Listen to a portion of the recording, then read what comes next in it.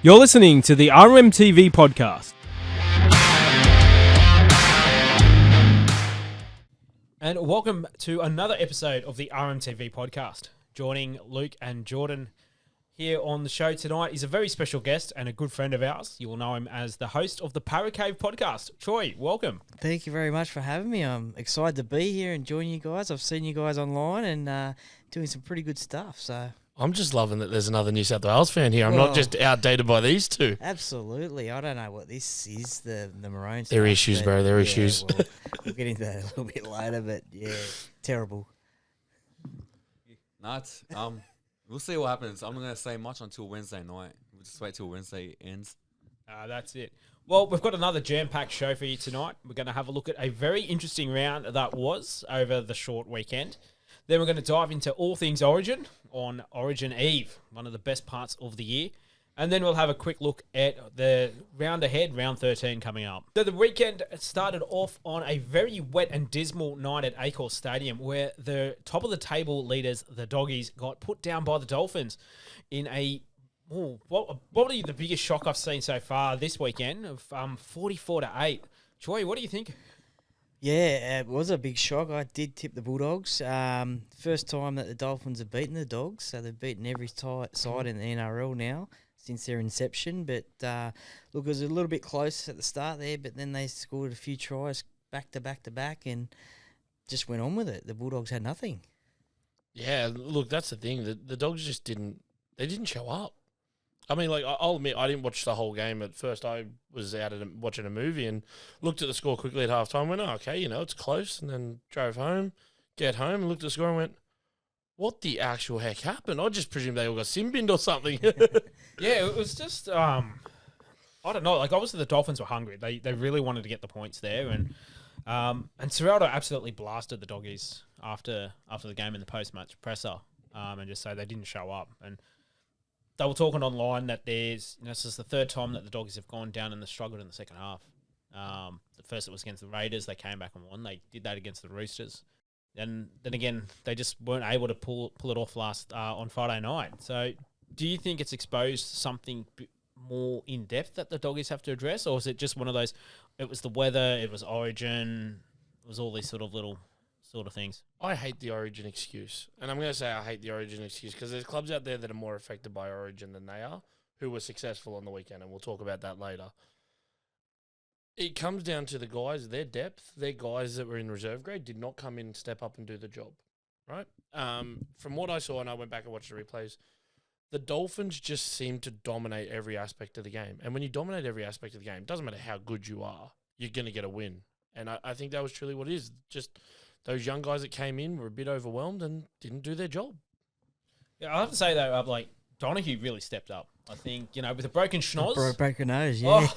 Oh, they're saying that he's gone for the game, and then 5 minutes later he's running back out. Like, unbelievable. Speaking of Donaghy, I got the craps at Reed Marnie on the weekend. He wanted to start a punch up with Donaghy for the hit on Sexton. To anyone who thinks that was a penalty, even I know they gave it a penalty. That is something that will be on a highlight reel. His hit on Sexton. He hit Sexton before the ball even touched Sexton's boot, mate. Folded him in half, put him down. That is what you make a highlight reel out of. Yeah, that was a beautiful hit. Yeah, I watched it and was like, oh my God, how good is that?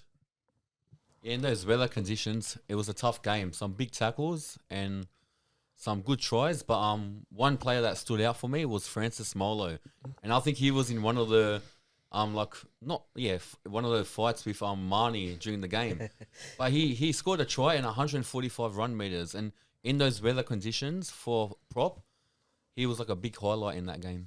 Like, we'll jump into the Parra game in a second, but Troy, like, Marnie, being an ex-Parra boy, he never had that little dog in him at Parra. It's like something he's picked up, like he's channeling Ennis the Menace or something. Yeah, I think so. I don't know what it was, but definitely didn't see it at Parramatta, I didn't think. Maybe a few times, but not as bad as what it is at the Bulldogs. And he has been picked up on it before, and the media have caught him out on it as well, obviously. But I don't know if his teammates are getting sick of it because they have to back him up. And, I mean, you can't throw punches anymore, but if you could, I swear he'd have a few on his snoz. Mate, if he could if you could throw punches nowadays, he'd be in the HIA bin more than anyone in the world because he would get knocked out every week. And Ronaldo Mulatalo. Yeah, that's another story for another day. Well, jumping over to Combank on Friday night, Troy, Parra and Manly got one up over one of the old foes. Yeah, very happy about that one. There was a lot of doubt going into that game with Mitch and Zach out due to Origin, but those guys that came in really stepped it up. I thought Joash Papali, he got a start about 3-4 minutes into the game. Yeah. He was on the bench. Will Penasini failed his HIA.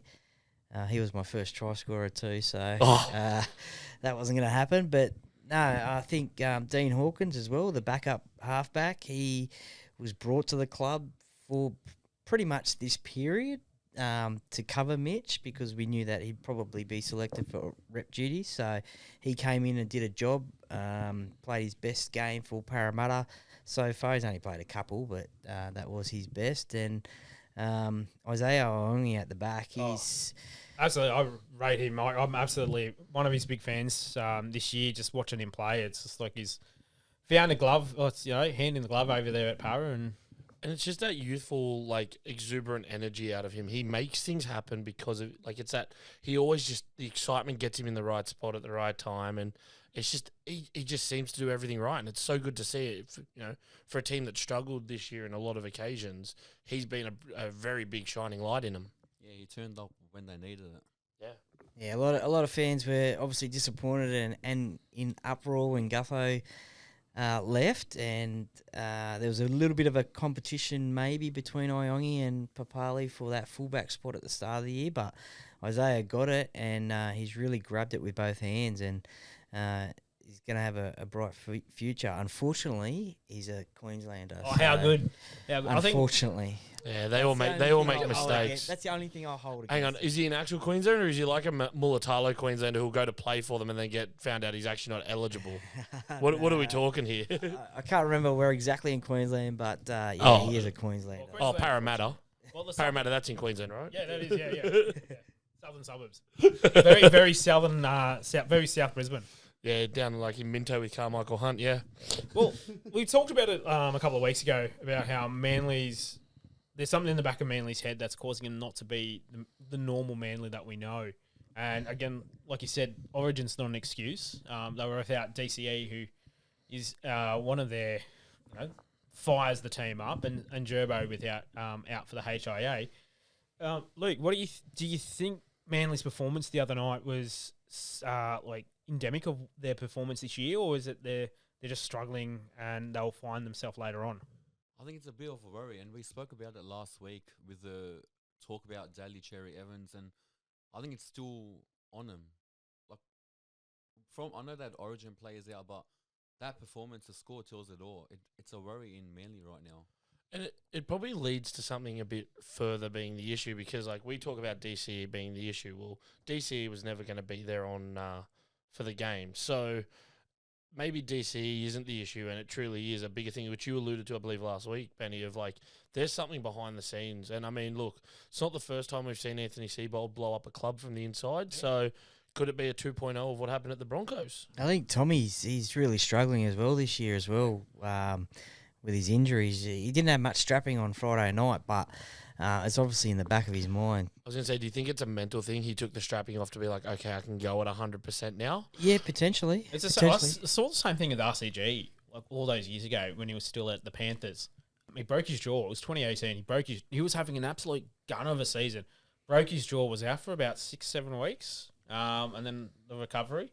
Came back and he was never the same, and he was never the same it was the same when he went to Parra, and it's the same. And he's a wonderful player, and I think that's you're right. It sits in the back of their heads, I'm going to injure myself again. Because they did score the first try, and I was sitting there thinking, oh no, here we go. They scored the first try, and I thought they might have got a bit of a roll on from there, but just didn't happen. I thought when it was 1-for-1, I'm thinking, here we go. This is going to be a high scoring game, and it's going to be whatever you do, I can do as well. Yeah, just the old school shootout of just let's go for it. But because Hopper was having a good game. He was solid to start with. All right, well, heading out to Bathurst. Luke, Panthers and the Knights, bit of an upset. Yeah, so the Knights, I wouldn't say they ambushed the whole game, but they ambushed the first half at Carrington Park over the weekend. And I know it was a B grade Penrith team, but one player that stood out for me was Fletcher Sharp. So he got shifted from 5'8" to fullback because of Pong on origin duties. And mate, he had an outstanding performance. He scored a try, 284 run meters, 4 line breaks and 18 tackle bars. So good performance from him, as well as the second rower, Dylan Lucas. 3 tries in the first half. I'm actually glad you made that comment about a B grade Panthers team, because I intentionally watched the post match driving back from the Central Coast back up to Newey where I was staying at my in-laws, and Adam O'Brien said this, and he said it perfectly. He goes, I do not want to see in the media tomorrow that you talk about us beating an undermanned Panthers team. We're missing 7 of our starting 17, and this is for the Knights. Also lost Elliott to a potential torn bicep during the game, which means that's 12 weeks. Was it Lucas who popped his shoulder out as well? So popped his shoulder out in like the second minute and then done that, and they lost another one of their props on the first tackle. Yeah, in the first tackle, he's gone about 4 times during the game. Yeah, so you know what? This was 2 B grade teams against each other, and the Panthers, young guns again, just didn't step up. I don't buy into that B grade Panthers team, because like, what was it? It was 1 or 2 years ago, the Panthers had, as a club, had a clean sweep of the premierships. Yep. From their junior SG ball all the way through to first grade, they took out every single title. So you cannot say that they don't have the next man up capability. And that's the thing, right? Like, this is what they've preached that for the last 3 years, you know, when they lost guys to Origin. You know, they had their Jack Coles. They've had so many guys like that. They've just stepped up. Your Brad Schneider's obviously there now stepping up. But it's been a serious issue for the Penrith this year, where once one player's out, they just go to crap. They lose a top. Oh, they've got no go forward. They, lost Cleary in terms of he couldn't control what was going on. He couldn't work through the games as well as he normally would control them, because the guys around him weren't at that level. So I think at the end of the day, like, Newcastle deserved that win, because they went in and went, nah, screw you. We don't care who you are. We're coming out to do something big here. And they did. You still have to beat whoever's in front of you anyway. So Yeah, exactly right. Yeah. It's not like you're playing an under-12s team. Well, no. One of the great things that I saw, though, was the application by the bunker of what is a crusher tackle. Yes. Like, how many times have we've seen players milk it? We've seen it where it's inadvertent. It's just the physical nature of the game. But that was a deliberate effort by Henry. And it was just great to see the officials actually do their job, step on, go, this is the standard, and we're going to enforce it. Yeah, and the thing is, like, there's a lot of stuff around what's a crusher tackle, and that's that tackle by Henry. I had to go back and watch it to see how bad it was, but that is the textbook for why they brought that rule in, that tackle right there.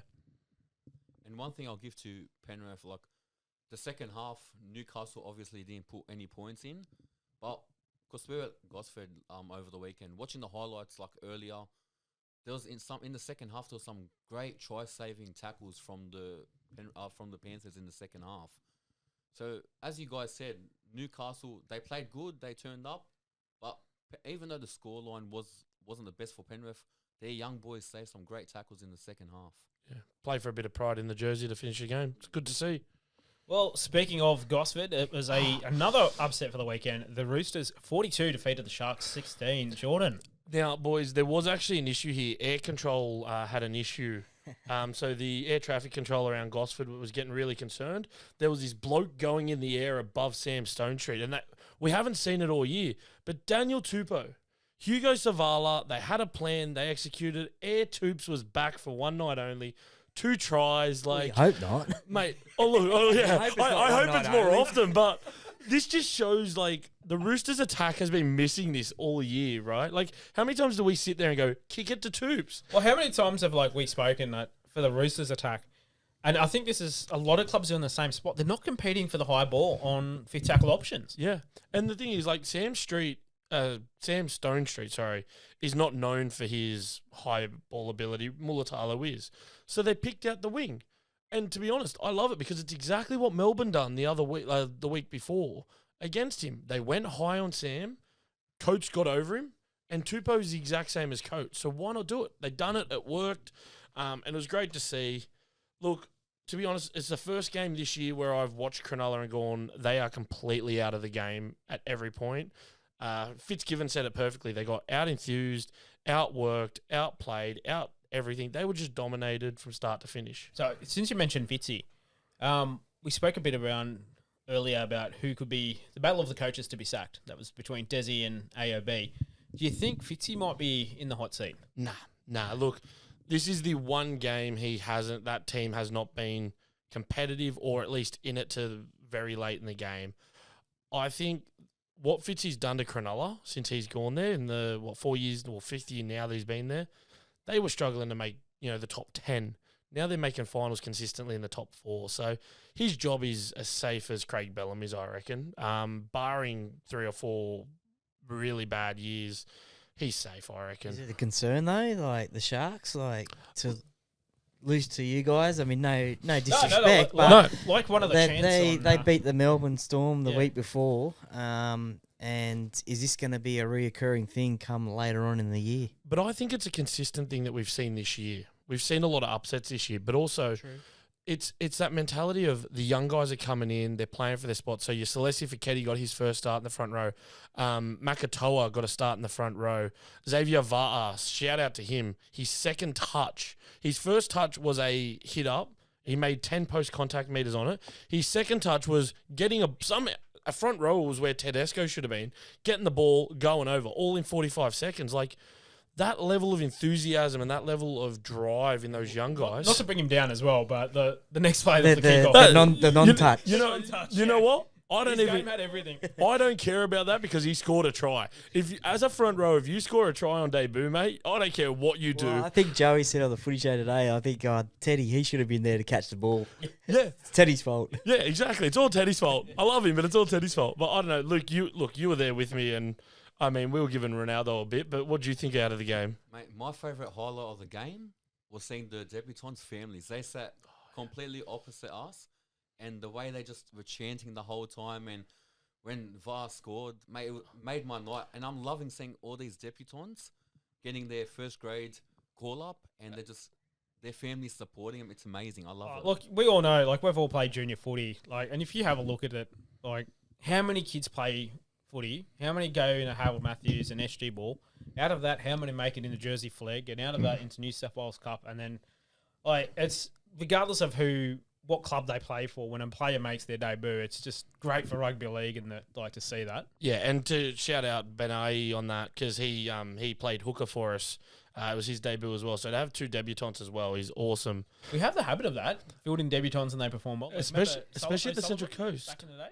Central Coast, though, we love doing it on the Central Coast. But one thing I will say, like, the way our guys stepped up, but Hugo Savala and Sandon Smith, how good were they? They just controlled the game. And I think that's why we were so successful. Our forwards could do their job because our halves done it. But what's going to happen when Sam Walker comes back? Like, our halves are playing so well. Trouble in Bondi. Good trouble to have. No, but I think one of the good things I'll take away from the game for the Chooks was that it was the first sizable win for them. Yeah. Their for and against has been a bit average this year, so they've halved that, which was really good. They're one game out of the top 8. They're sitting with a negative 20, which is not too bad. Yeah. There's a couple of teams inside the 8 that are negative 50 plus. So, it's good. I think that is a good takeaway in addition to the 2 points. For sure. For the boys. And Victor Radley, 150 Yep. game. Yeah, Victor's 150. Picture of a jumper that he had after the game. Yeah, so 150 games, something tackles, concussions, 6,000 beers or something. Yeah, so many send-offs, I think that was out. Yeah, so Benny Marsh, Benny Thomas and all those boys are playing up at Kincumber at the moment, so they're obviously living on the coast, and they used to room with Radley before he met his lovely missus. And yeah, it was 150 games, 38 concussions, 23 send-offs, and yeah, something like 6,500 beers. And I was like, well, you know what? That might have been after the 2019 grand final. Yes. Yeah. Well, to wrap up the short round that it was, the Canberra Raiders decided to take a game to a warmer climate and leave Canberra and go to New Zealand. And, Warriors v Raiders. Look, it was warmer. It was 17 degrees, but it was wetter. There was a massive downpour. And look, I was disappointed in this game. It had the ability to be the game of the round, and it was still a good game to an extent, but the mental mistakes. So we had Corey Horsburgh and Charles Nickel-Cookstad both got sin bin for repeated infringements. So if Adam G is saying to both teams, hey, you do one more, you go into the bin, like, at what point is the team just taking the piss there? We had Tom Starling get put in the bin, and funnily enough, Tarpany tried to challenge it. It wasn't a high tackle, but he left his feet and collected Harris Tavita high. And Adam Pompey, the bonehead, I thought Jaden Sewer had the bonehead player of the year when he dropped that try at Magic Round. Adam Pompey, offside from a dropout, leading to Canberra tying it up right before half-time. Like, how dumb have you got to be? And that came back in the end and bit them in the arse. 100% it did. Look, Joseph Tarpany, I think he was very lucky not to add to that sin bin total. Oh, yeah. I the moment I saw that, we were talking in our group chat, and my first thought was that's a sin bin. Like, it wasn't as bad as Henry's, but it was blatantly, for me, it was a blatant one. But also, look, for the Wars, no James Fisher-Harris, no Mitch Barnett. Bunny Afoa played 34 minutes, but he stepped up. His first two, like, major hit-ups off kickoffs, mate, he put a dent in that Raiders line, and there's not many men that will do that in the world. Bunty's one of my favourites from the Wires. He's an underrated workhorse. Yeah, for sure, and I think he doesn't get it. Yeah, it's the big hair. That's all it is. It's the big hair. As you see the haircut, you're like, ah! Well. But yeah, look, I was a bit disappointed by this game, but also it wasn't a bad game. It was a pretty good game. Look, the Warriors actually probably dominated for about 60 minutes, but the Raiders just got over. Yeah. Well, the last 15 minutes, the Wires had like so many chances near the try line. And I thought they were going to get over. Once Canberra got a sin bin in the last 10 minutes, I thought, they got to score here. But Canberra's defense was just too strong at the end of the day. Yeah, it was. Yeah, no, it was. I'm glad they got the Raiders got that out of their system. They face the Chooks next week, and it's always a brutal match. So, I think if they lost that one, they'd come out a bit too ferocious for the boys from Bondi. Personally hoping for no Joseph Tarpany or no Tom Starling next week, but did I say that out loud? Oopsies. Well, moving on. Some of the headlines for the week coming out of the news, obviously dominating today. Obviously, we record on a Sunday today. Is that Lachie Galvin's going to the Bulldogs? He's agreed to terms and will put pen to paper later this week. What do you think that says about Troy? I've got to throw to you. Obviously, Parra was one of the teams that was in the front runner. He's a Parra junior local. He idolises Mitch Moses. The chance to play next to him, I think, would have. If it was me, I would have been going, yeah, if I had a chance to play next to, like, Fittler back in the day, I'd be like, yeah, absolutely. Yeah. What does it say of his mentality, him signing with the Doggies? Look, first of all, I'd just like to say I'm glad this saga's pretty much over, isn't it? Yeah. Well, not officially yet, but looking like it's pretty close to being over. Look, I don't know if it's going to work at the Dogs, to be honest. They're going to have to shuffle players around. It would have been perfect to come to Parramatta and play next to Mitch Moses, as you said. They both got the same manager, coincidentally. So, look, it would have been perfect. Dylan Brown going to Newcastle, Lachie Galvin just slot straight in. I don't know what he saw at the Dogs to make him think that he wants to go play there. But yeah, I guess at the end of the day, I guess for me personally, it's a little bit disappointing. Not massively disappointing because now it will give someone else an opportunity. But look, it would have been nice to see him there. I've actually got a theory on this, Troy, and I shared this with you boys earlier today when we were messaging. My theory is actually more around Galvin and his mentality and his thought process when it comes to this sort of stuff. Because, all right, West threw him a $5 million offer. Now, if you're 19 years old, you get offered 5 years, $5 million. That's impressive. Not many kids are going to turn. I reckon I could go through all of Group 6 right now and ask them, and they'd all say, for that money, I'll play for West. I don't care. But you've got Appy, who's a 3-time premiership winner. You've got Jerome Luai, who's a 4-time premiership winner there. You've got Taruva, who's won 2. Like, you've got a lot of experience there, a lot of great guys, and a youthful team they're building to one day challenge for a premiership. Parra, respectfully, they're not at a premiership level yet. They're still missing a lot of pieces to finalise it. And out of the 3 teams, the Dogs are the closest. So part of my mindset is, has he gone to the Dogs because it's the easy option where he's most likely to win a premiership in the next, say, 2 years, 3 years? Yeah, potentially he has. But, have the Dogs they've only come of age, I guess. Well, they made it semis last year. The top of the table this year. That's a very short time span. I mean, anything could happen next year. I think it's a big missed opportunity for him as an individual.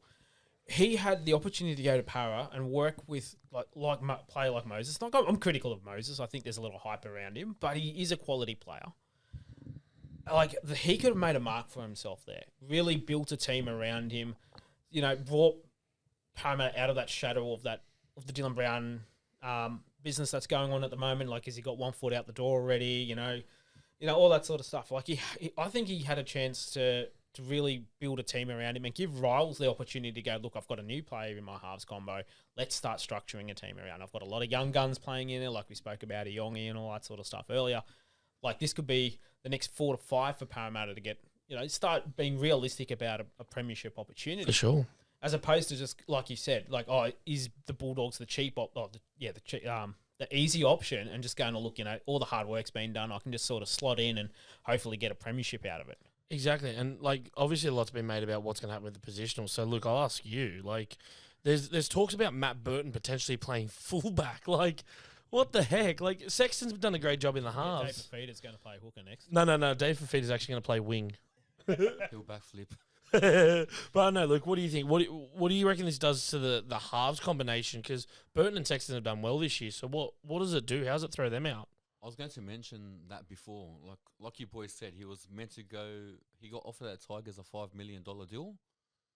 Parramatta, Mitchell Moses, his idol, and now the Bulldogs. I think it's a crazy decision from him, and the reason why is you got Sexton and Burton in the halves, and they can't put Burton in the half as fullback.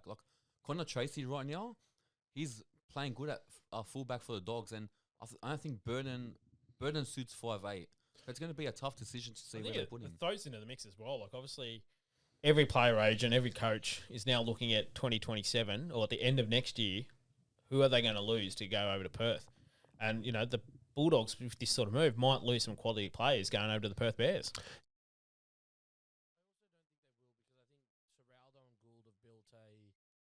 A culture in that club where everyone's bought in, they want to stay there. So, the logical thing in my head is Galvin's not a 7, right? Galvin is not a 7. He doesn't have the kicking game. He doesn't have the game management. So, Sexton does. And that's why the Bulldogs have been successful, because Sexton has managed their game. So, do we see Bronson Cherry kicked out the door? And Burton goes into left centre and does that back when he was at Penrith. But the whole point, talk Crichton was going to go back to fullback and Burton to centre. Which I'm not. Look, to be honest, I'm not against that, because I actually think I rate Crichton as a fullback. He's really good. It gives him a chance to get his hands on the ball more, and when he gets his hands on the ball, Bulldogs are successful, and we've seen that without him. Yeah, we saw that down in Canberra. Well, I just Gus has a plan for everything. He doesn't get up out of bed in the morning without a plan. So obviously there's something cooking inside his brain, and that us mere footy fans have to sort of apparently decipher. a couple of weeks ago he wasn't interested, but that was because he didn't know that it could have happened straight away. Well, I think that leads into the second question I want to put out to you boys was, and it goes a bit dicey, was certain individuals at the Bulldogs using the media to manipulate the negotiations around Galvin to circumnavigate the rules, the PRC that the club, the NRL has in place about negotiating with players directly. So I want to address this with a preface. This is not the first time Gould's been mentioned doing something outside the rules through his role in the media, right? But it's happened a few times with his role on Nine. Even today he got interviewed on Nine and he said, his words were, and I'm paraphrasing, but I'm pretty darn close, I was made aware that Lachie Galvin has expressed his desire to come to the Bulldogs. However, there are still things to be worked out with the West Tigers, and we'll know more in the next 48 hours. To me, that sounds like they've got him. But if that's the case, how long has this been going on for? Because to me, right, if this did start when he started, putting stuff in the market of Lachie Galvin's a great thing, he's going to be the next big thing, he's going to do this, he's going to do that, which he said countless times, there needs to be some sort of repercussions for it, because he has skirted it. And the NRL need to have a genuine investigation about whether he can have his role with Channel 9 while being in a role like head of football for a football club. Yeah, I think there's a big difference between a coach having a position, obviously Mel being on Fox League. That's a bit different. That's around selection, and it's all about a bit of game management, but it's got nothing to do with the negotiating of player contracts and engaging with agents. So, yeah, I think it's a technicality. Like, I went through the guidelines this afternoon, and Gus hasn't done anything wrong. Like, there's always a way it's around. just that, it just doesn't sit well. If it was the situation reversed, like somebody, say like the Parramatta pinched, let's say they pinched Crichton, Bulldogs would be blown up deluxe. Oh, 100%. And Gus would be the first one to sit there and go, we need to change the rules, we need to change the rules, we need to change the rules. But there was all talk about, I can meet with Lachie Galvin, I just can't give him an offer. But I can say, come to Parramatta, this is what we can give you, but I can't say a dollar figure. I'd have to check the guidelines, but I don't think you're even allowed to meet with the player until they're in that last year of the contract. It's a very and this goes back to the thing. Like, is Gus talking to Galvin as a member of Channel 9 Media, or is he talking to him as the GM of football operations at the Bulldogs? Yeah, and how do you separate those roles, because they are very different roles? So there was still talk that Lachie Galvin has to drop the court case to get the release from the Tigers. That hasn't been, not that I'm aware, has been finalised yet. And that's still ongoing. And there'll be a transfer fee. So transfer fee. It's about 165 they're asking. Well, that's what's been reported, which is funny because that's more than Lachie Galvin's contract this year. So, look, credit to Shane Richardson. Get as much money as you can for him, because someone's going to want him. That's it. Well, moving on to the next big item in the news. As we know, rugby league clubs are investing millions of dollars into fostering the facilities to support the growth of their players, but not only the players, but the broader rugby league community. Earlier this week, Parramatta opened its Centre of Excellence out at Kellyville, and it's a long way from the demountables they had a few years ago. Troy, what do you think of the new digs? Mate, it's the world's best Centre of Excellence. Big call. Well, no, I'd back that up. It is. Yeah. It's got 5 full-length football fields, so the plan is to have all lower grades being played there throughout, NRLW, New South Wales Cup, SG Bull, Harold Matthews, everything pretty much there.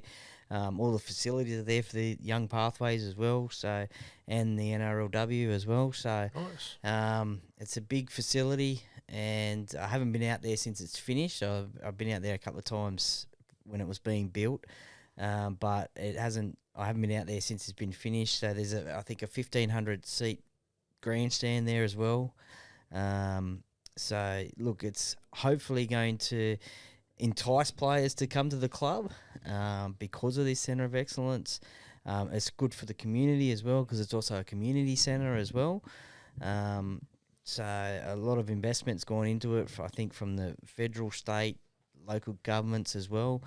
And Parramatta Leagues Club as well. They've invested into it as well. Wow. So it's not only a NRL and NRLW facility, but a community facility as well. So yeah, it's really good to see. I've been able to go through the Panthers one, and I was absolutely blown away by that.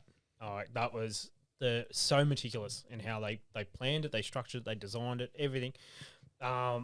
When I was involved with Parra, I think during COVID and just after, we got to go out there a few times and have a look, and it was all in the concept phase. They had all the mock-ups and stuff, and it was just looked absolutely incredible. The Knights, it's good to see they're following the same suit of the Knights. It becoming a genuine community asset.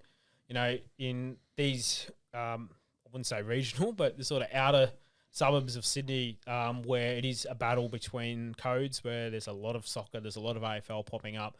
It's great to see rugby league getting out there and putting in these great assets for not just for the players to have somewhere nice to go and train and perfect their game, but also for the community to engage with the game itself. So, yeah, it was really exciting to see all the support from the Hills District and Parra and all the photos that they put up. Jim Sarantinos must be very proud of his new digs. Yeah, absolutely.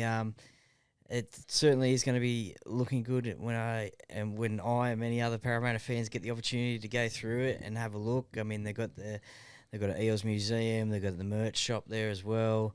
They basically got everything. The gym, they've got the recovery pool, change rooms for both NRLW and NRL. So yeah, no, from the photos, it looks great, and I know that everyone involved is so proud of it, and can't wait to, keep on using it, and it's going to be there for a extent of time. Yeah, no, fantastic. And more clubs are starting to invest in that as well, which is really good to see. It's speaking from the Roosters' perspective, they tried to model theirs off some of the elements in the EPL when they went over there for the club challenge in just before 2020. They did an engagement with Man City And Barcelona. Yeah, and that was part of the junket. And Robbo brought back, and obviously the ball brought back and said, like, this is what we want for players. We want them to realise that there's a home for them there. And yeah, so it's great to see. I know Parra's gone through a lot of ups and downs, both on and off the field, and props to the board for seeing that project through. Yeah, no, definitely. And as you mentioned before, there was demountables there. Yeah.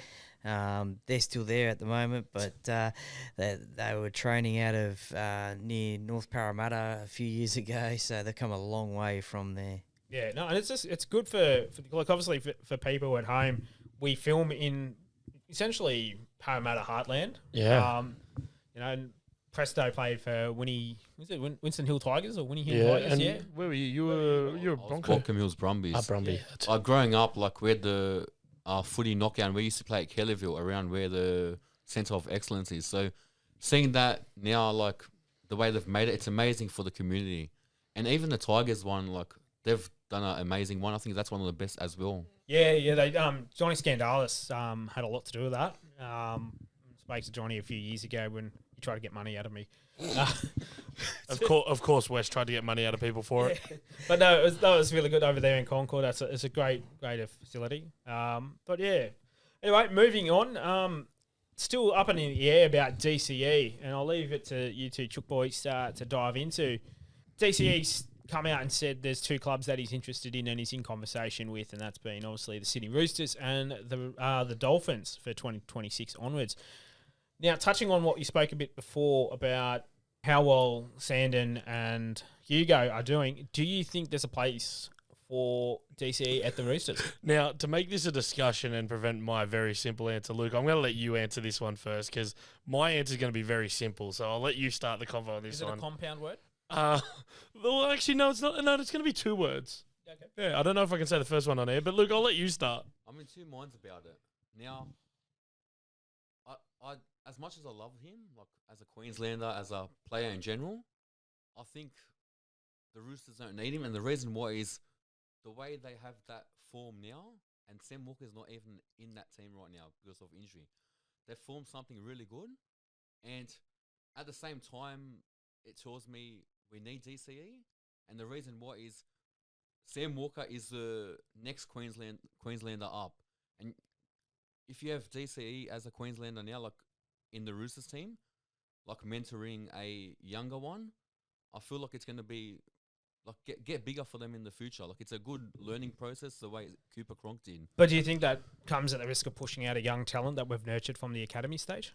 That's it. That's the thing, and that's why my mind is more against like DCE coming to the Roosters, because Savalo, like, he grew up as a Rooster, and I'd love him to stay at the club. So it's a tough one. My mind is more leaning towards keep it the way it is and let DCE go to the Dolphins. Well, maybe if he comes, Hugo goes back to New South Wales Cup and they won't get pumped 54-0 from the Jets. Excuse me, it's 56-0. 56-0. But I'll say my words in the most friendliest way I can for YouTube. Piss off. Don't want him. I don't want him.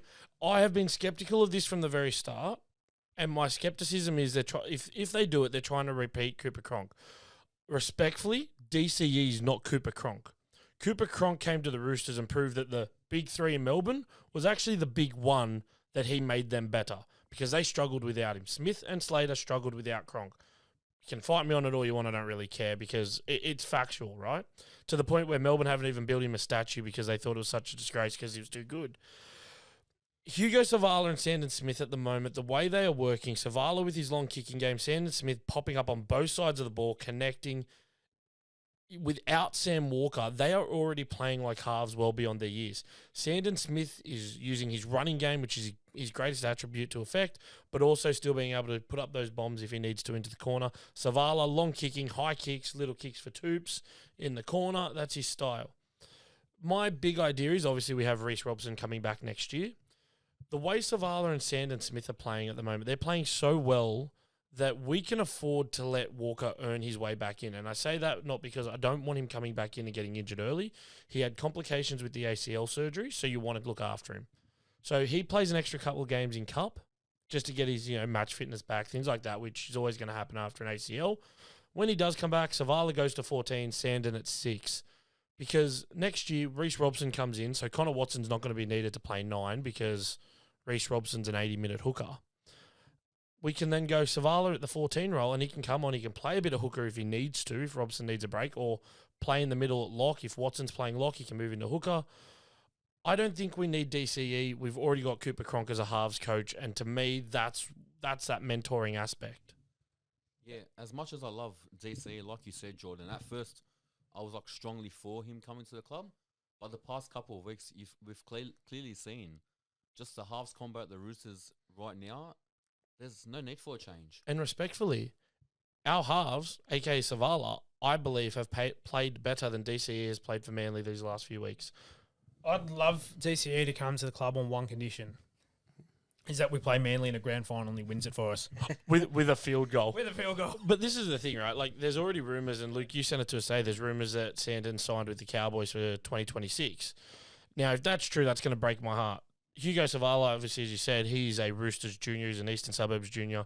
Sandon Smith was actually the first graduate of the Central Coast Roosters Academy. The Roosters have a major foothold in that Central Coast area, as you know, Benny. And I've got mates who've got kids that play for the Central Coast Roosters in like Laurie Daly Cup, Andrew Johns Cup, all that.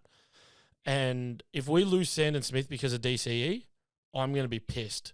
Because what's the point of bringing in a guy for 1 year for $1 million when we've got a 25-year-old kid who's worked his way up, earned his role, played 14 for 2 years to earn it, and he is killing it at the moment. Like, he's one of the best sixers in the game. If you don't get a DCE, who do you save your money for to spend it on? I'm upgrading a lot of the guys that we've got come through. That's the path I'd go. Yeah, so there's rumours that we've upgraded Nafahu White on a 3-year deal. I'm upgrading Blake Steep. I'm upgrading... Sorry? Marky. Yeah, there's a talks with Marky Nawanga Nitawase at the moment. Damn it, stuffed me on it. Damn it. Mark. Yeah, that's where I was at for a bit. But, there's talks of he wants $700K. Give it to him. I think he deserves it. Upgrade Sando. Sam Walker's obviously on his $1.1 million now because we re-signed him despite the ACL injury. So he'll be due for another upgrade, next year. And it leaves us a little bit of money in the kitty for, we don't know what's going to happen with other clubs and other players. Like, with our forward pack or within our back line. And I know a lot of Roosters diehards want Manu back, and we've spoken about that and going how stupid that would be. Let him play a World Cup first. Yeah, and it's that money for a rainy day. And if we're being legitimate, right, you look at the Roosters starting 17 from this weekend where they put on a dominant performance. How many players were over the age of 30? Teddy, was it Teddy, Toops? Tupo. Teddy and Toops. Yeah, Two. Teddy and Toops. That's it. Now, Teddy, I genuinely, with the form he's in, not playing Origin, I would like to say he's got another 2-3 years in him. Oh, absolutely. Toops, to be fair, I want at least one more year out of him next year. I think he's signed for next year. I want... I think it's a one and a half years so he can get his 300. Yeah, exactly. I love Jared, but if Toops was to overtake Jared as the most capped Rooster ever, I wouldn't be upset. And then he can go. And that's only if he wants to, obviously. I'm not saying I want him gone. He's earned his spot. But we have such youth there. Taylor Lasalu just got upgraded to a top 30. Celesi Feketi is absolutely freaking killing it. Siwa Wong is playing the best football of his life. Victor Radley is playing the best football of his life at the moment. Like, these guys are stepping up. We've got 9 people in our leadership group, and this week for training, there was only 2 training, which was Victor and Teddy. So, like, let's get these young guys up. Let's get them through. Let's give them a bit more money and go, hey, we're backing you for the future. Here's how much we trust in you. And the thing is, we've seen over the years, Nick Pilatus always has a plan. The coaching staff, everyone. And in the off-season last year, everyone's like, oh, you lost like 6 players, Kiri, Manu, Hargraves, the list goes on.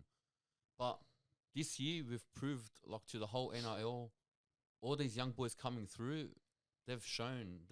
I don't think the Roosters have proved that yet. Yeah, not proved, but a lot better than people thought. Yeah, we're definitely showing it in spaces. And now you look at like Billy Smith, the club's trusted him for a long time.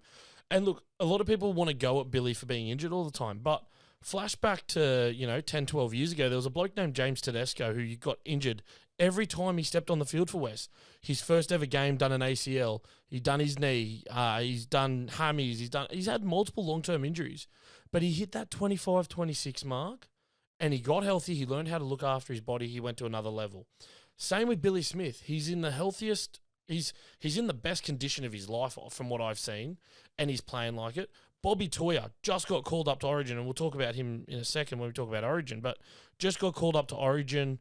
The guy is one of the smartest games. Everyone brags about how good Latrell Mitchell is. When we played South at a core, we lost, but Bobby Toyer, he was over Latrell. He was over him like white on rice. Latrell had no space on him. I think we're seeing an era as well of a lot of these younger players their football brains are a lot more developed than what their counterparts 10 and 15 years ago would be. They're thinking about the dynamics and that finesse within the game, about like you said, Toya was all over Latrell. They go home, they study, they do their homework, and they prepare. And we're seeing that, like, Yonga was that. It's the exact same the other night. Like, he did his homework on Manly. But this is where the centre of excellence, and Parra will hopefully see this follow on in the future, and we're seeing it now. De La Salle Va'a, Xavier Va'a, Benai, who came in on the weekend, Rob Toyer. These guys are products of the Roosters Academy. This is what they invested the money in. So let's give these guys. Robbo said it multiple times this year. This is a chance for the Academy guys to prove that they deserve it. Blake Steep's another one. Sandon Smith, obviously, Central Coast. Like, these guys have come through our Academy, that's headed up by Orbo, who's one of the greatest football minds ever and doesn't get a lot of credit because he's not seen as a head coach. But that's why we have this Academy. Let these kids earn their shop. Throw them a bit of money to go, hey, we want you here. We don't have to buy. And I think the Roosters mentality has always been go out and buy. And so that's why, the moment a player comes on the side, like Mitch Moses, before he signed his extension, every Roosters fan knew that he wasn't coming to the Roosters because Isaac, Moses, and Nick Politis do not get along. And everyone knew it, but it was still thrown out there. Oh, the Roosters are interested. You better throw in more money. So you're telling me that the Roosters have got juniors? I know it's hard to believe, but yeah. Hey, and not buying players. I had a look at our lineup. What's funny is, like, it's hard to believe that Parra has a trophy cabinet. It's hard to believe that the Roosters have juniors. So I'm gonna be a little bit serious for a second, and I'm actually gonna say this with a lot of pride as a Roosters fan. How many of those players on the weekend have either played for another NRL club or didn't come up through our junior or like our junior pathways, Harold Matts, SG Ball, Jersey Flag? A fair bit, and I'm glad it's come out. Like, lots of people are speaking about it on the footy show today. Yeah, everyone gives a shit for it. Oh, you don't have juniors. But it's fun though. Yeah, it's fun. But you know what we can say to all those people, and I'm going to look you directly in the eyes and say it. Get stuffed. They were all our juniors. Guess what? Apart from Daniel Tupou, who, oddly enough, has never played an NRL season for another club, they've all come through our juniors. Thank you. Tell us how you really feel. Oh, trust me, I don't think... Well, Teddy, yeah, all right, sorry, yeah, Teddy. But let's talk about Teddy. That man wanted to be a Roosters junior, so... But yes, and Marky Mark. He's an Italian and he's a fullback. He's destined to be at the Roosters. But when you think about it, like 3 players, how many players, with the exception of probably Penrith, can say that they had 3 players in their squad who weren't through their junior program of some form? That's one of the things I loved about the Panthers in the grand final when they list, St. Mary's, Windsor. There's a bit of a change of pace. St. Mary's. Yeah. I'm looking forward to the Roosters being able to say one day, Central Coast Roosters, it will be. And it's so good, and it's so good to see. And look, I love when people try and hit me with that joke, and it's like, yeah, we have no juniors, but guess what? They're all our juniors.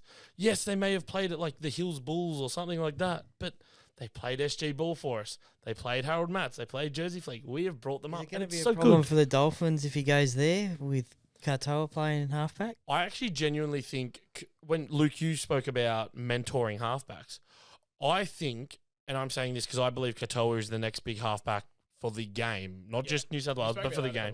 Yeah, his big body, his ability to hide the ball, that is the person you want DCE mentoring. And I think it's a good fit for him as well. Like, it's known that he wants to go home.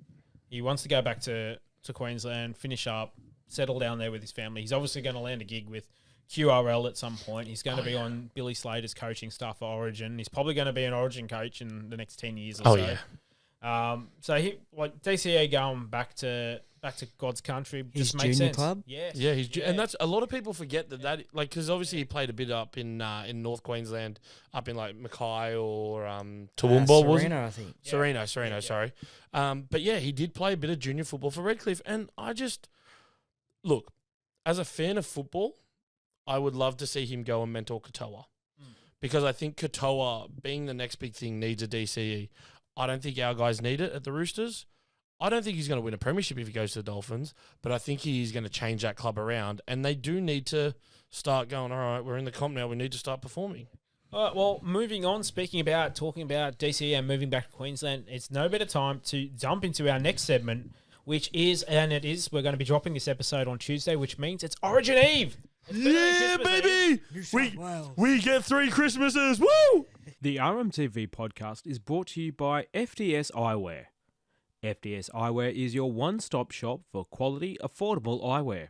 With the latest lens technology and weekly eye testing services, FDS Eyewear provides competitive rates over the larger optical retailers.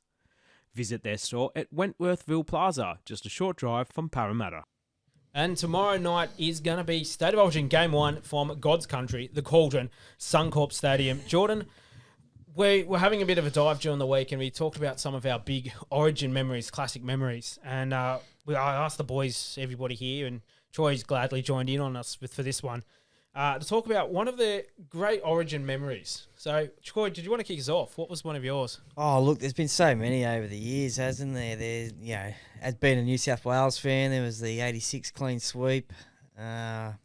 Brett Kenny being like the king of Origin, better than Wally Lewis. It was a good year for you, 86, wasn't it? Yeah, it was a cracker. But look, my favourite ever Origin game, and I think I've been to about 6 or 7, maybe 8 Origin games over the years. But my favourite was 1991, Game 2, Sydney Football Stadium, pouring rain, MG, Wally Lewis facing off half-time.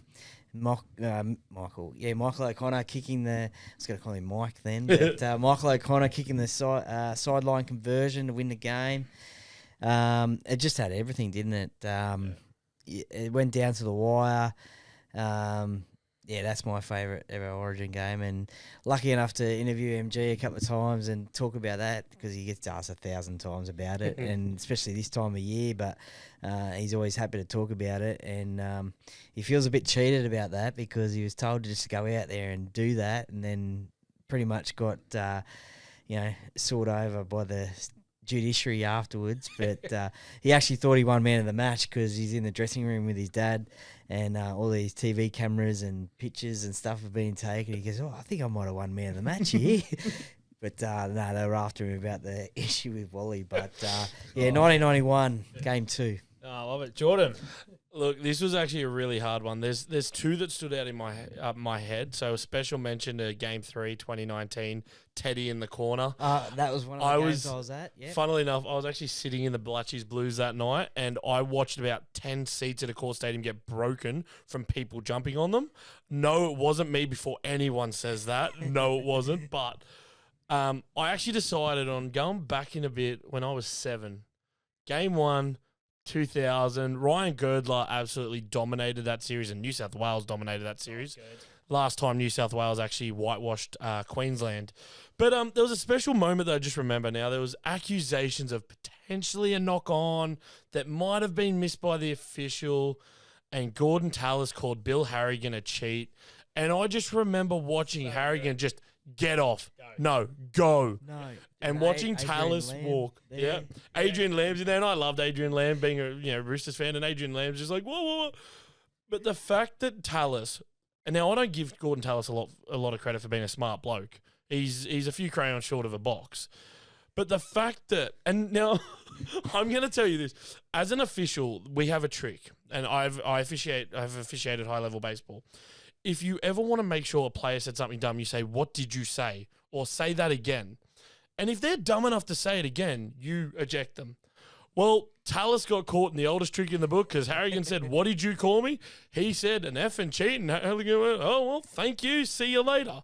So shout out to Bill Harrigan for one of the greatest moments I've ever witnessed in Origin, sending that absolute dog shotter off and into the old send-off sin bin.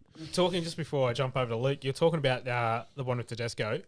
Now, I have to admit, I was cheering that on, and then I realised, hang on a minute, I'm not watching a Roosters game. I'm watching New South Wales. an Origin match. So I was there. I was with the Men of League Foundation in their box, and I'm decked out. I was the only Queenslander in the room, and they're flicking the ball around. Fergo back into Teddy. And I'm like, oh yeah, go. Oh shit, wrong team. Oh, stop it. I will say one thing about that game, and it was hilarious because Josh Maguire scored in like the 74th minute to tie it up.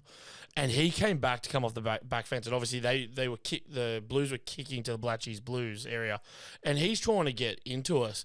And I just remember like about 4 or 5 of us looked at us and said, "It's gonna suck for you when we score in 2 minutes' time." And he's just giving us the finger and doing the old wank symbol. So when they all finally ran down after Teddy scored that, and Blues are celebrating, we all saw Maguire. You can imagine what we done back to him. Well, I think that was game 1, 2000. I think game 3, 2000. I think that was the infamous hand grenade celebration, and then that's what fired up Queensland for 2001. Yeah, but it's worth it. And Luke, jumping over to you, mate. What's one of your favourite Origin moments? Yeah, we're talking about firing up Queensland, Troy. My favourite is Game 3, 2020. And that game went down to the wire. The final score was 20-14. And that series, that game, most of all, was my favourite because that was a year so many debutants made their debut for Queensland.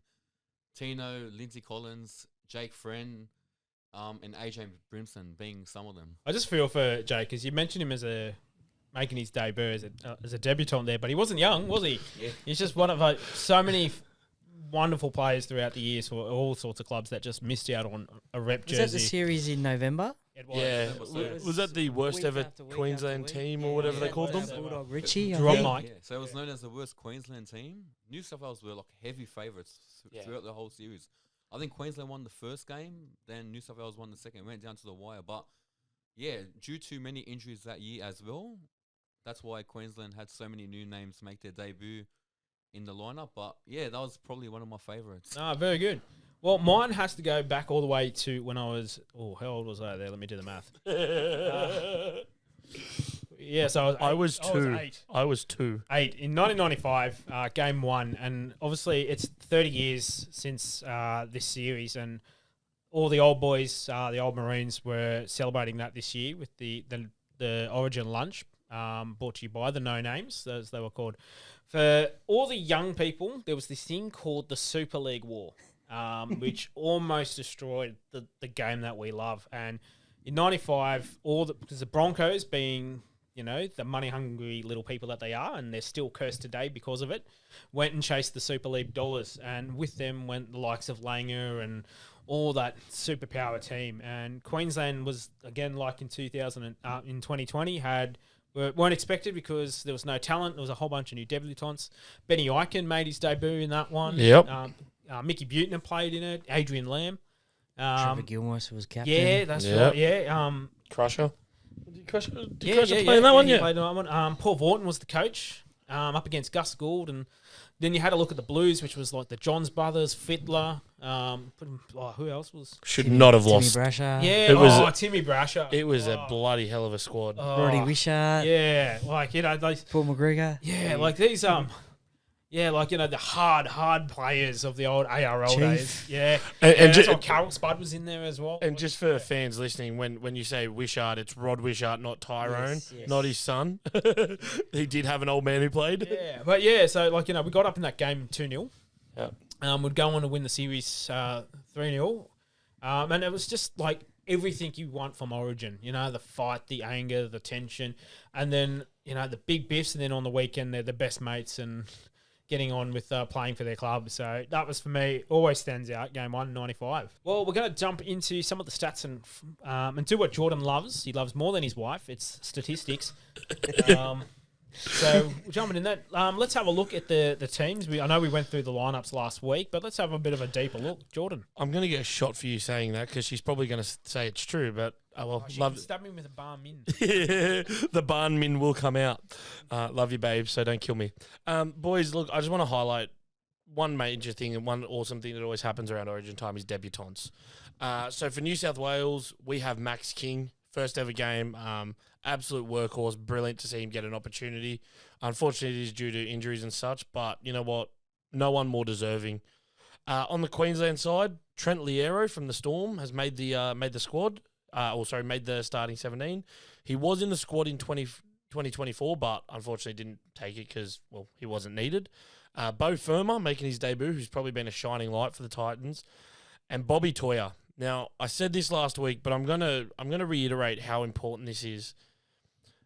In the NRL era, and as Benny said, there was a Super League era, there's an NRL era. Since 1998, there's been one bloke who has had less or as many NRL appearances, or least NRL appearances, to make their State of Origin debut, and that's Payne Haas. Now, Payne Haas came onto the scene in 2019 after 10 games. Bobby Toyer has played 10 NRL games this year, and he's made that squad, and huge task ahead of him. The name that you mentioned before, Benny Eichen, only man to do it with less, which was 4 games, which is unbelievable, especially for what Origin is. So, look, to these 4 guys, Bobby Toyer, I love you because you're a Roosters player, but I hate that you play for Queensland. Bo Firma, Trent Liero, Max Kin, rip in, enjoy it, because it's once in a lifetime. Boys even Troy's met my mother. Die-hard Roosters girl. Loves her Blues, through and through. It's my dad's side of the family that were all Queenslanders. And I love breaking my mother's heart by coming out to her and saying, hey, you know Bobby Toyer? And she's like, yeah, guess where he's from? Where? Queensland. And just to see her heart split in half and That's terrible. That's so mean. Yeah, exactly. It's family against family. And you know what? He was bragging about being a good son on the weekend, taking her to the game on the Central Coast, and he does that. How rude. That's terrible. Pricey pays, Origin. Nothing sacred. Mate Fair. against mate. Yeah, mate against mate. It's about to happen. No, you won't. But boys, I went a bit deeper. Benny, you know I love it. Luke, you definitely know I love it. Troy, you're about to find out, mate. Head to head. Now, Origin's been going on since 1980. 80 and 81 were one-game series, so we don't count them, even though technically they're in the records, because it don't count if you do it in one game. It counts if you can do it over a 3-game series. At the moment, Queensland have won 70, New South Wales have won 60, and there's been 2 draws. So, not too bad. Like, given the dominance of that 8-year dominance where you had, like, 10 immortals in the squad, like, to be fair, and respect to that, no one will ever recreate that run because of how good that squad was. But it's not a bad breakdown, 10 wins ahead. Points scored in history. This was actually closer than I thought it'd be. New South Wales have scored 2,168 points all up in Origin. Queensland, 2,192.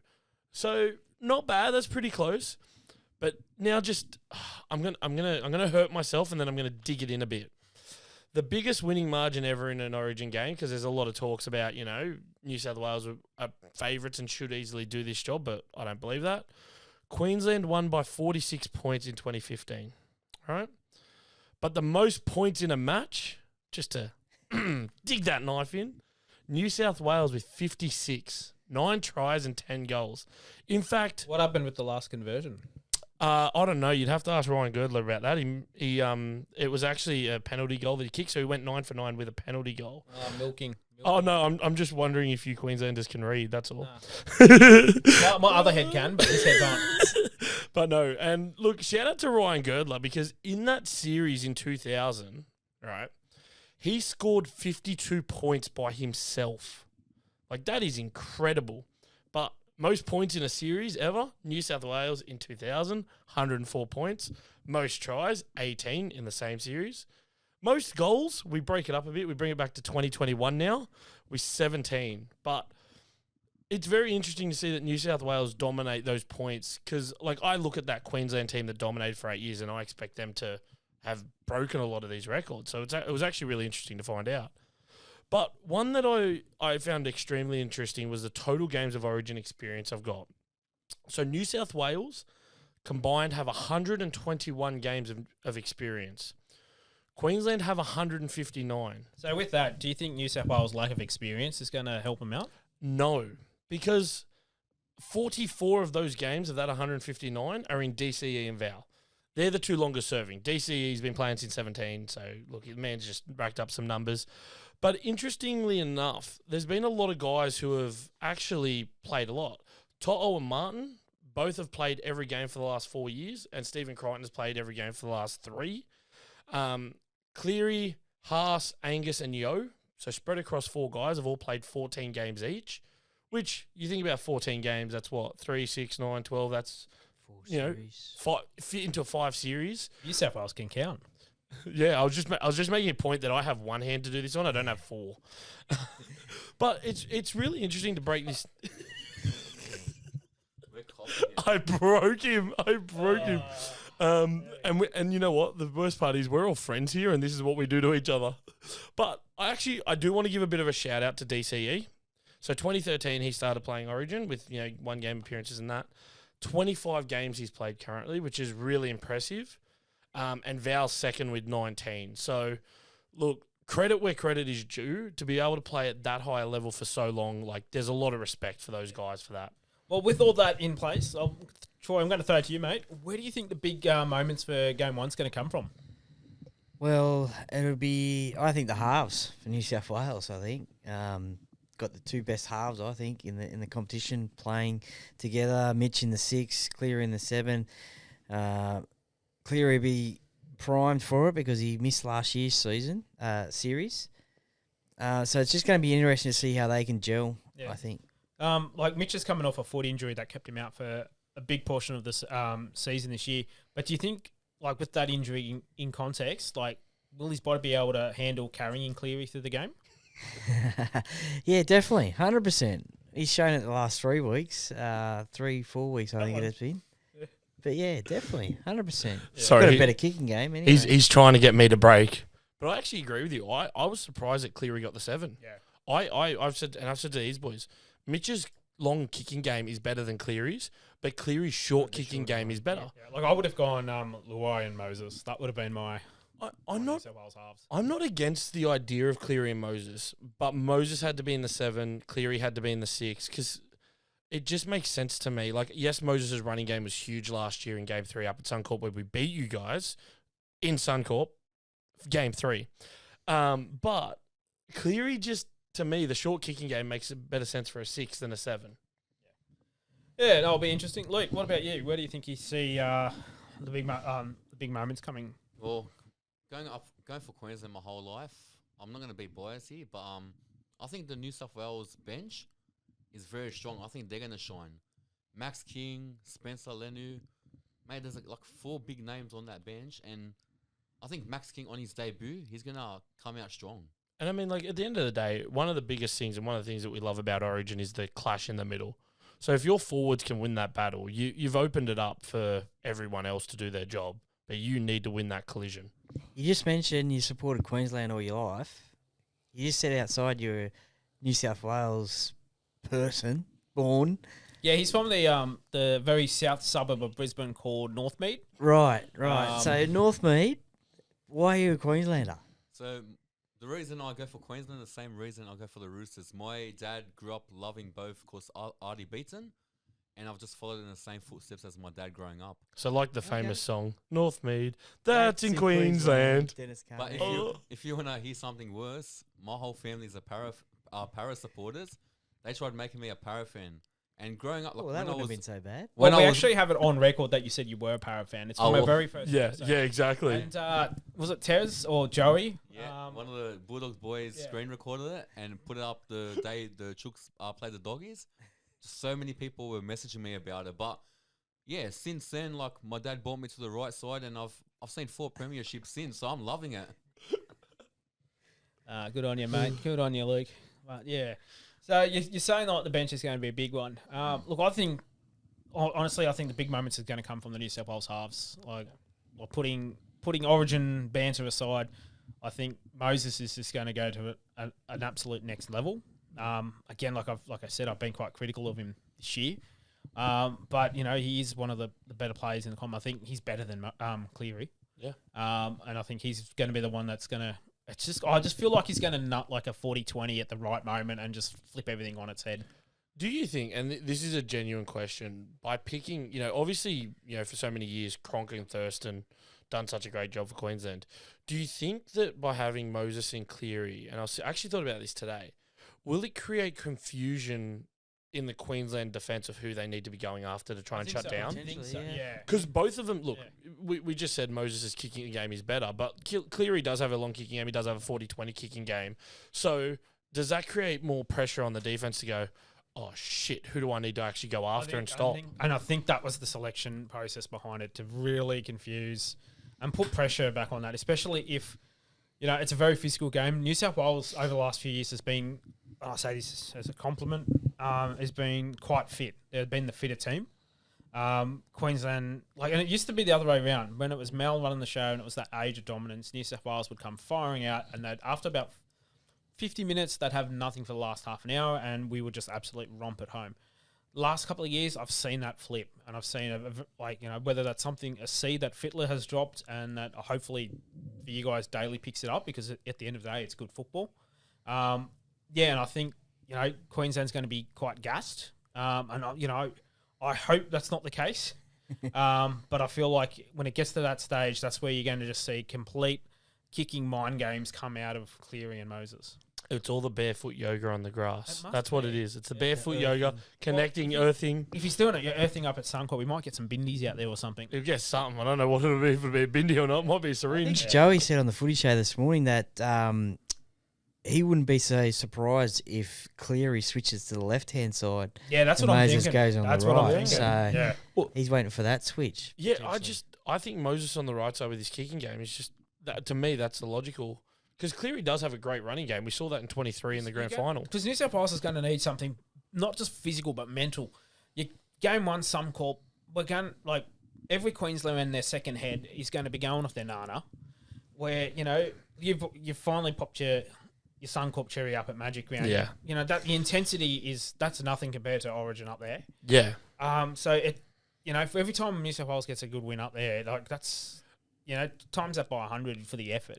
And I was going to say, do you think that's also going to play, and respectfully, Moses dominating game 3 last year and how tight a game that was, 2-0 at halftime, and then we ended up just blowing it away in the 67th minute. That's that fatigue. That's what that fatigue I was talking about, that fitness that New South Wales had last year, that got him away. But do you think that's going to that's obviously going to leave a sour note in Queensland's head, and they're going to be watching that going, we cannot lose at Suncorp again. We cannot let that happen. We can't lose 2 in a row at Suncorp. Absolutely. That's the mentality I think the boys are going to go in with, and they're not going to... It's not going to be a walkover. They're not going to let you guys get away with it. I think the big moments from Queensland is going to come probably from DCE. We're missing Hunt this year. Hunt has always been a really good sort of that impact off the bench. There's no Walsh, so that's probably a good thing. But we do have Ponga, so that's probably a bad. And there's no Suoliti to take his head off this year. But look, Tino Fa'asu, Malawi's in the squad. There's some really great, obviously with Robbie Toya. I think he's going to do well. I think a liability for you guys is going to be Latrell. I think, if he's, if it's about him, he's 100%. If it's not, then he sort of drifts off. But that leads me into my next question is who will shine and who will struggle? Troy. Look, for you guys, I think Cameron Munster will step it up. He's made for Origin, isn't he? He is, yeah. Probably hasn't had a massive season so far for Melbourne. That's why I didn't mention him before, because he's been a bit quiet, but, Origin's a different beast, as we all know. Yeah, a little bit like Jason Smith when he used to play for Parramatta. He was quiet throughout the year, but then get into Queensland side. And it's like the difference between Knights gags and Origin gags. Yeah. Well, yeah, true. But, yeah, for Queensland, I think it'll be him. And, look, another thing New South Wales will be worried about, I guess, is Big Tino coming back as well into the Origin frame. You guys missed him last year.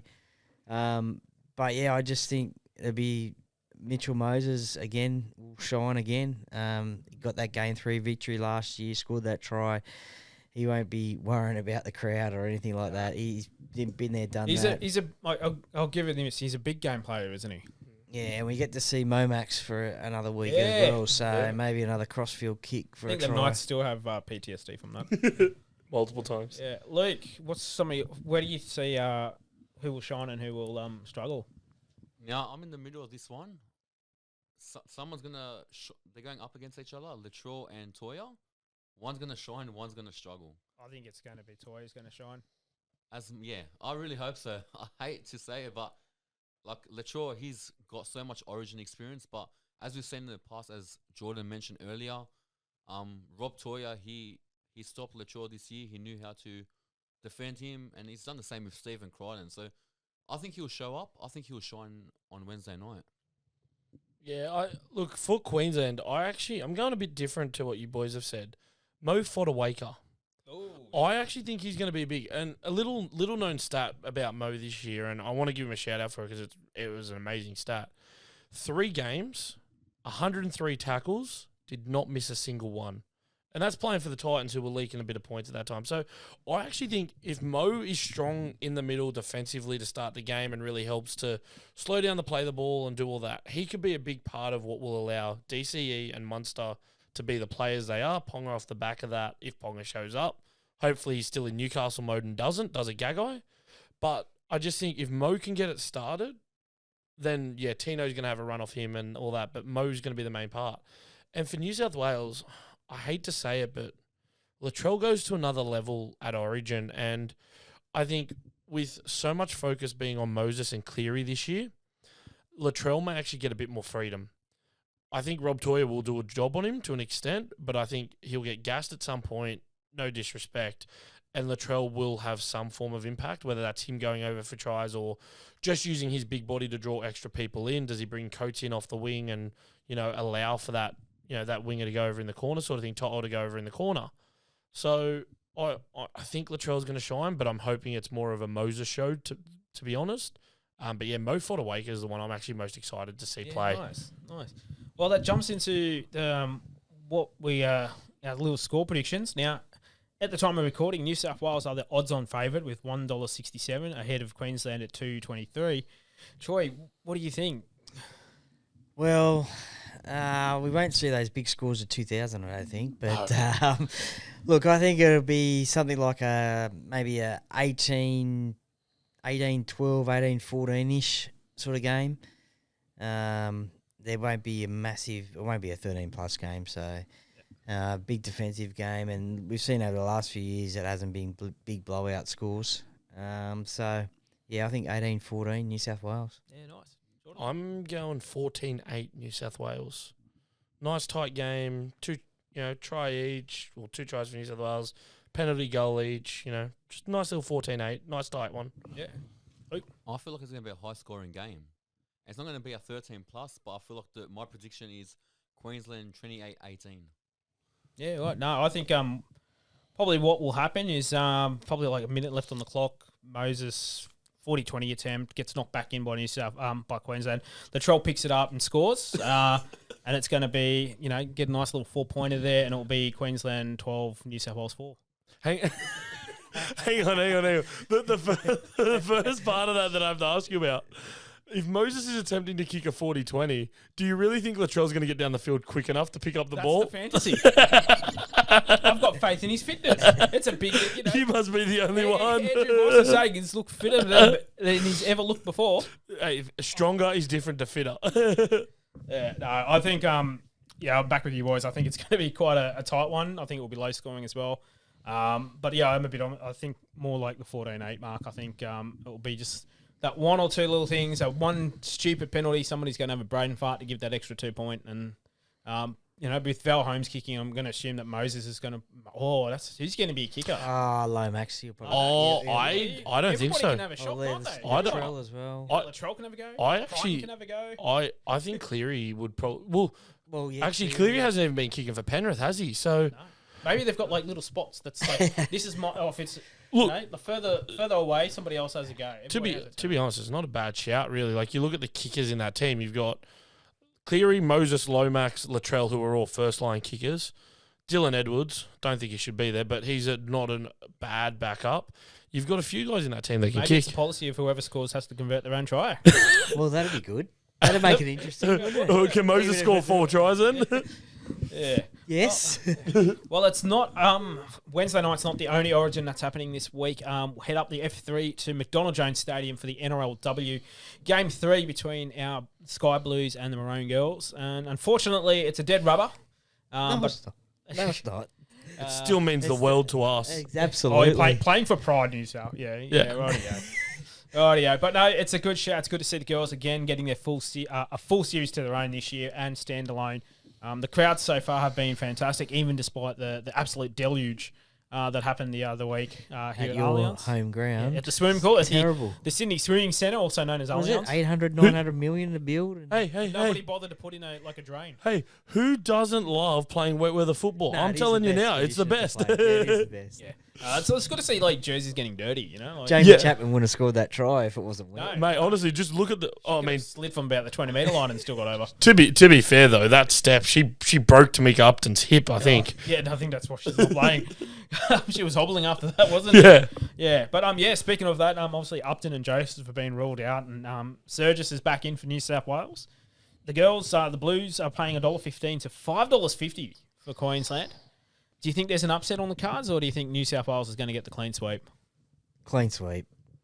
Yeah, look, I'm thinking Queensland, and it's not. I'm not even going to be disrespectful to Queensland on this. I think they've actually made a big change. Ali Brigginshaw, who's been their halfback, has moved to lock, which is where she plays for Australia. I just think that New South Wales team is too good. Izzy Kelly, Jamie Chapman, Jess Surgis, Kezi Apps, Jessie Southwell, Tiana Penatani Gray, Emma Varun or Tom Nagato. Like, there's just too much. Your own. Olivia Liv Koenig. Koenig. I hadn't said Koenig yet for a reason because I was going to say woman of the series has to be Olivia Koenig. So I didn't forget her. I was just building the suspense to, throw that in there. But yeah, no, New South Wales clean sweep. And it'll be the first clean sweep New South Wales have had, men or women's, since that infamous 2000 series. Is it a marker for a clean sweep for the men? I hope so. To an extent, again, I am genuinely saying this with respect. The Queensland women haven't shown up with the ability that the men have. And I'm not saying that as like a battle of the sexes thing. I just think the level that the New South Wales women are at compared to the Queensland women, there is a discrepancy there at the moment through their ability. I think for the last year, yes, but Queensland women dominated for a very long time. They did, but they dominated when it was one game series. That's not on the women though. That's not. That's a failing of the NRL.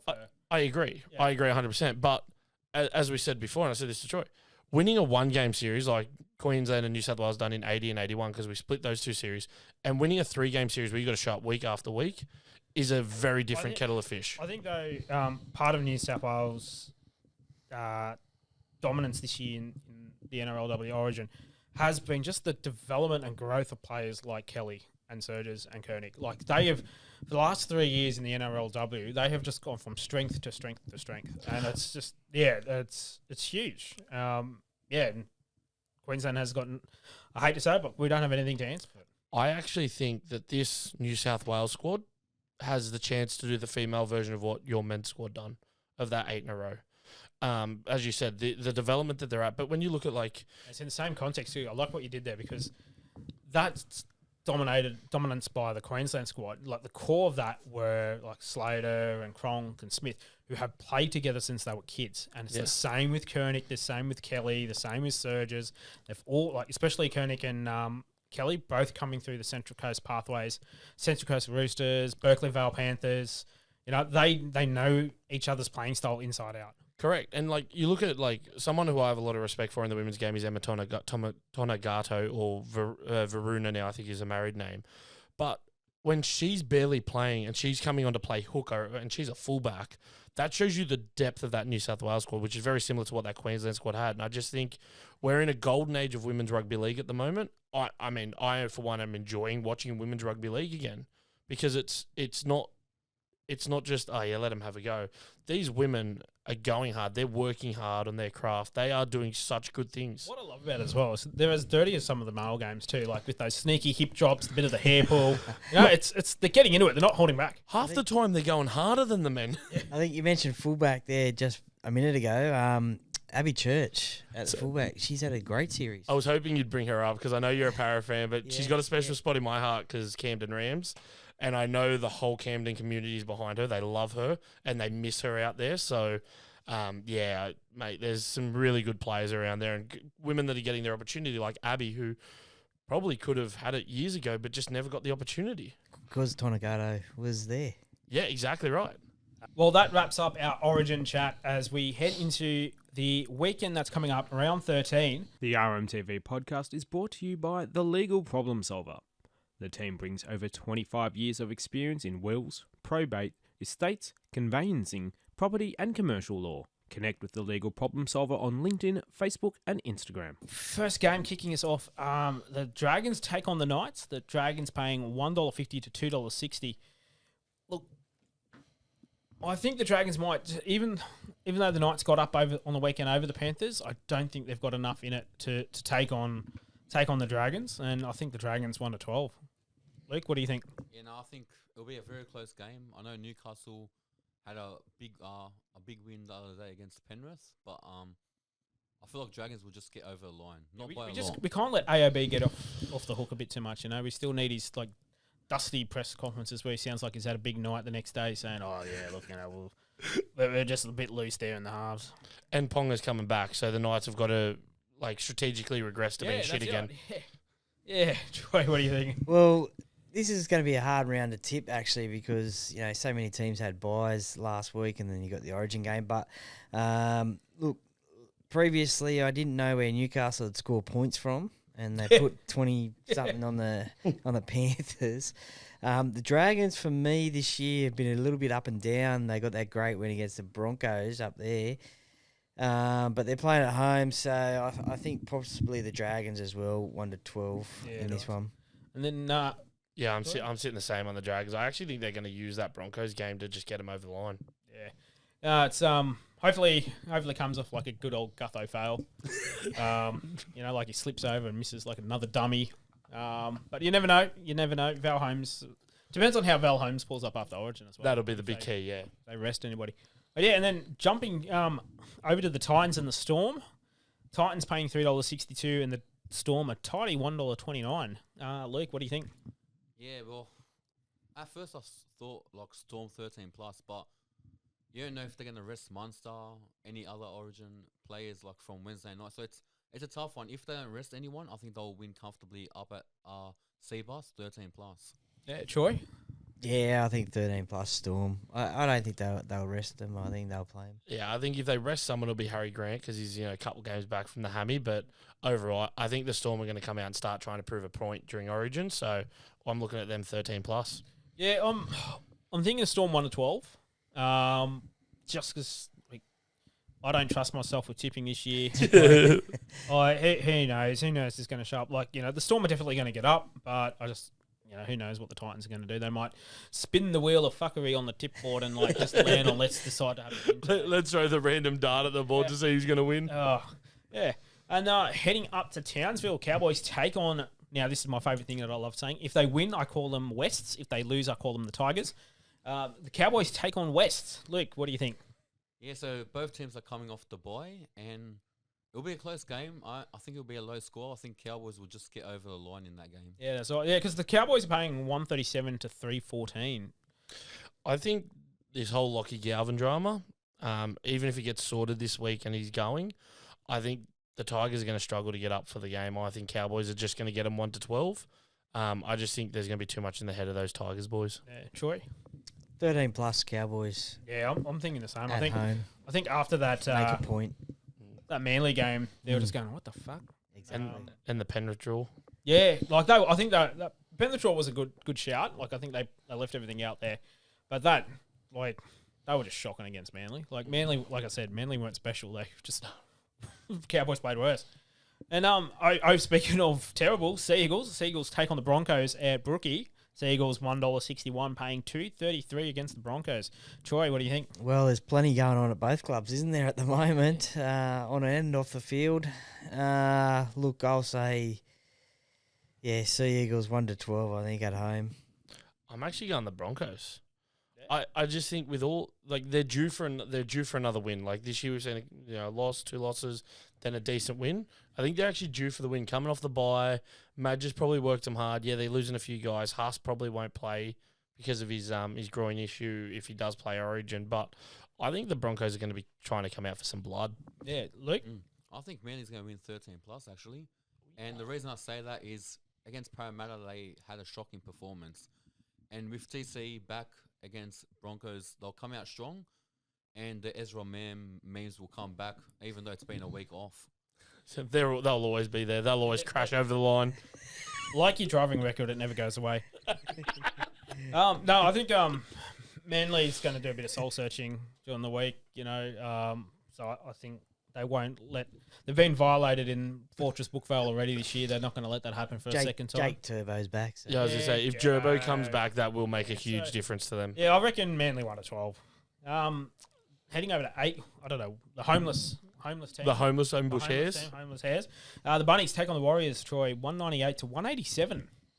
Yeah, look, this is going to be very close, I think. Very hard to pick. I mean, the Warriors, they've been playing some good footy this year. Can they do it again away from home?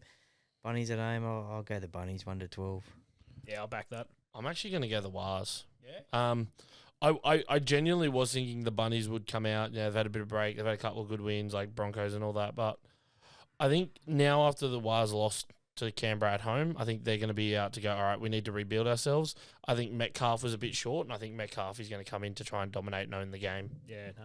Luke? Yeah, the boy can do good or bad. I think it's going to do bad for South this week. I think, as Jordan just mentioned, the Wars are coming off a loss, and they'll be looking to retain their top 4 spot, and they'll win not comfortably, but I reckon they'll just get the 13+. And also remember, Latrell's playing on Wednesday night. So if he has a good game on Wednesday night, there's no way he's backing that up and having a good game on the weekend. Like, let's be fair here. Speaking of homeless people and tenants and landlords, Parramatta's host. I don't know, like it's a Parramatta home game as far as I'm concerned. But Parramatta's hosting the Panthers at CommBank. Troy, 161 to 231. Look, the Battle of the West. Does it get any better? I don't know. I mean, it's probably you guys have got South versus Roosters, so this is my South versus Roosters. I think, but Parramatta versus the Panthers. I'm actually disappointed because this is usually my favourite game of the year. Being a Parramatta fan living in Penrith, so played at Penrith. But, yeah, it is our home game, isn't it? So I hope we get the home sheds. But, look, Parramatta 1-12. Yeah, I'm sticking with you there, Troy. I think Parra are going to be up for this. Everyone back off Origin duty, couple less guys for you. I know the Panthers lost last week and want to prove a point, but Parra will want to keep that roll going. Yeah, I'm backing that as well, 1-12. I think the Momax thing rolling out of Origin, if they're just going to come out and go and look at what. Hopefully, they fell spectacularly up at Suncorp, but coming out of Origin, I think they're going to show, what they did up at McDonald Jones wasn't a fluke.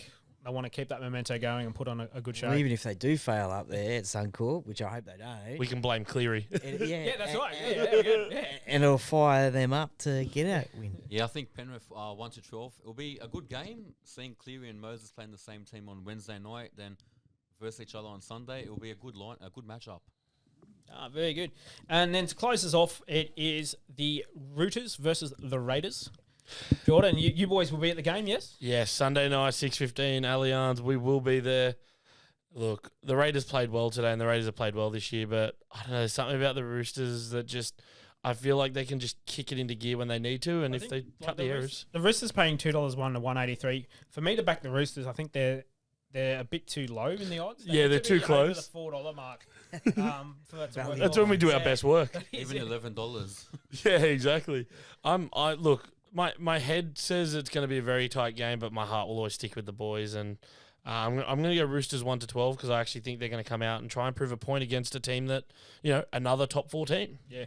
No, look, I back that. Heart says Roosters, brain says Raiders, but my stupidity is going to go Roosters 1-12. Always follow your heart, mate. That's it. My stupidity will go to the Raiders, actually. So that's a great sign. That's fine. Every time he has picked the opposite side, except for one. Except for one. Except for the Dogs game. We've gotten up. Keep doing it, Luke. Yeah. So I'll be tipping them. They got the win this afternoon, and they'll want to retain their top 2 spot. Like since the start of the year, Ricky's. Well, you guys get the Origin players back. We saw the young bloke step it up this week, and. Yeah, this could be potentially the game of the round, I think. I'm going to go the Roosters 1-12. Attaboy, Troy. That's what we got you on, mate. We knew you'd do the right thing. That's it. Well, it should be a great weekend of footy. Troy, thanks a lot for joining us, mate. Really appreciate it.